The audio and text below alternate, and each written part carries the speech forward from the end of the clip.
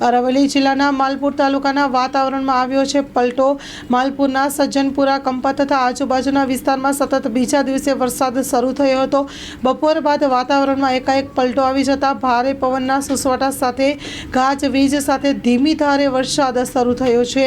ગરમીના ભારે ઉકળાટ બાદ વરસાદ શરૂ થયો હતો। નાના છોકરાઓ વરસાદની મજા માણી રહ્યા છે।